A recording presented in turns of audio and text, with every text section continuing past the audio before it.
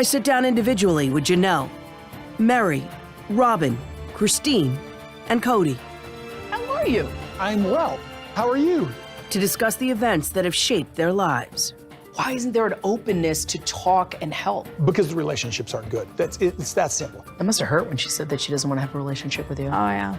The members of the show have the hardest task.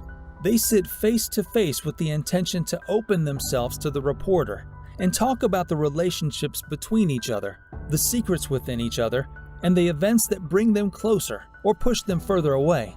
You can put me down as much as you want after a while, but then when I hit my wall, I'm done. Did you know there was a moment in the past where he thought about reconciling? I don't know what you're talking about. It was I was no longer angry with her. It didn't matter how hard and painful it was for them to go back and retrieve the memory and to talk about the hard times they had to go through. But it's not as easy done and said. While their faces can't even hide the oppression and the sadness, they just couldn't keep it together, but somehow continued. Do you think if Christine didn't object that Mary and Cody would have gotten back together? Yeah. Because when Cody says and thinks that type of stuff, it usually happens. This was one of the spiciest moments. Robin chose to go on thin ice because talking about the fragile relationship between Christine, Mary, and Cody in an open wound. They handed him to me and said, we don't want to spend time with him, basically. Is Robin the favorite wife? You know, that's the most unfair question. For Janelle, I think that she's frustrated and she's so hurt. And that man that she was married to, she realizes that he's totally different, but she's different too. It wasn't an easy job at all, but somehow everyone had to get themselves together and share different opinions and views between themselves and their relationships and their feelings, and at a time that nothing mattered, only the truth. I have no idea why we're moving. I really don't. At this point, it doesn't seem like a logical option because it's just more expensive to move to Flagstaff than it is to live here. Something about the Vegas mentality my parents want to escape. Gabe doesn't hide that he is not pleased with the idea of moving, but he has some feelings and battles with himself to overcome, and for that reason, he does the thing that teenagers love the most. He protests. My parents are definitely Hicks to the bone, and they like to live in small towns. And they don't understand that their sons and daughters are city slickers. I mean, we kind of have to. Gabe is honest to the bone that his parents don't understand him, and moving them from the big city to a small town is not in their nature and is not the best option for them. I don't want to make him feel bad, but he's pretty much been kind of worthless for the move. He says he's going to do stuff and then he really doesn't do stuff. I think he's dealing with a lot of kind of move depression. Janelle, like every other mother, is openly worried about her son and wants the best for him. But her harsh opinion on Gabriel's state and the way he handles the situation is not the best either, but at least honest. So I've not done anything in my room. It's mainly because the house that we're moving into is supposed to already be furnished and have the necessary things to actually live in the house. But ultimately, I know I'm gonna have to pack this all up. Gabe looks frustrated while revealing the reason behind his laziness, but that hides a deep bouquet of emotions and maybe his excuse to not move anything from his room. But then I need you right back. Yeah, literally, I'm going to drive to Matthews and back, and I'm gonna be here all night. All right. And he's supposedly just giving his friend a ride somewhere.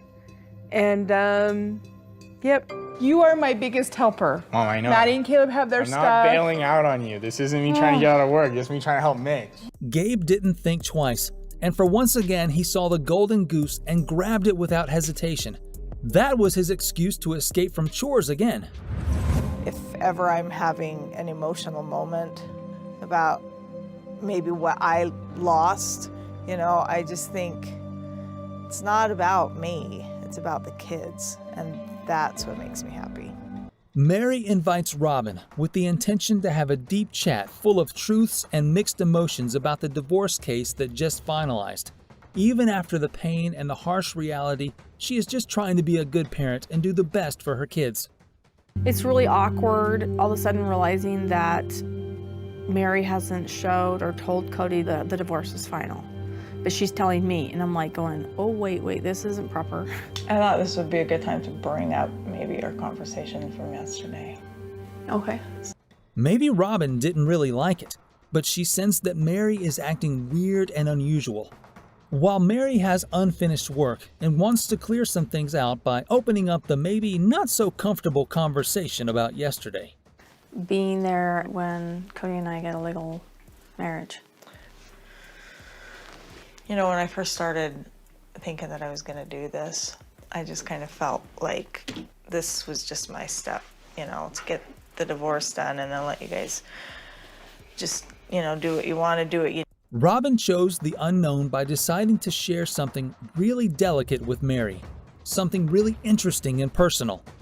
Mary could not find the right words to reply properly to Robin, so clearly she was in shock and confusion. The divorce process was really hard leading up to it and going through it. I feel like I've dealt with it enough that I can see a bigger picture and have that desire to be more involved and be a team player. We're having to play by the rules of the world we live in. After discussing her feelings with the audience, Mary shares with us really personal and painful stuff. But after all of this confusion and bitterness, she can feel relief because she can now see the bigger picture after all this. Which are not our rules. Which are not our rules. Well, maybe I should tell Cody that her divorce. Mary and Robin both are showing discomfort about the world and rules that they used to live in. They feel they are not in peace and can't help themselves.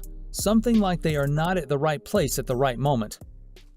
That might be a good idea. I need to let Cody know that we're divorced. I just have to laugh about it. They both try not to think about the pain and ignore by laughing at the situations they're in right now to try and sweep them under the rug. But while doing so, we can sense the confusion in their laughter. I met Janelle when Mary and I were courting. As Mary and I went into our first, second, and third year in marriage, Janelle and I became closer and closer and closer to us. Cody didn't only share the beautiful story of how he met Janelle, but we can use this as a prime example of how unexpected life is, how with time, someone who was once a lover can become a stranger.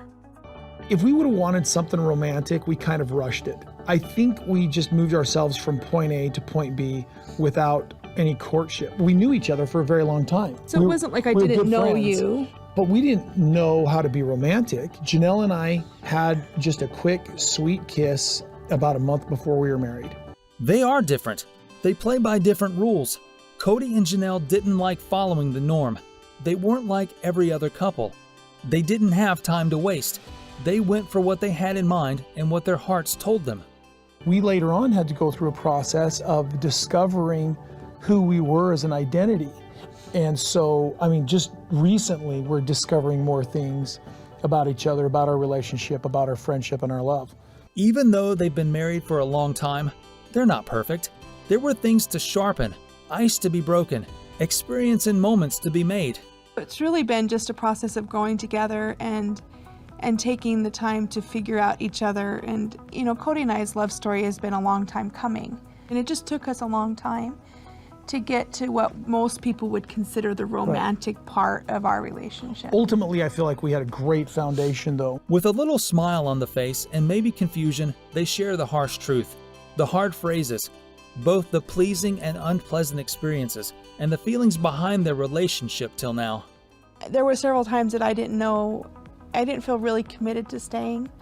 There were times through the years.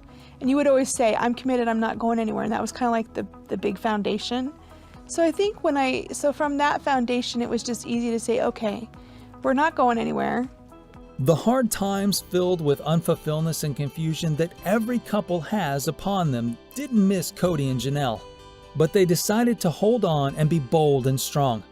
They didn't let anything fail their relationship. I love you more deeply and sincerely than I ever did before, and I feel the depth of the commitment. Just to sum it all up, I really feel like as the children leave and we have grandchildren and stuff, I just see our relationship continuing to be very involved with each other. And I see that until we die. I see that till the end. The aftermath of the hard times and choices, the decisions that led to good or bad days, the feeling and the intentions that teach us an all-important lesson.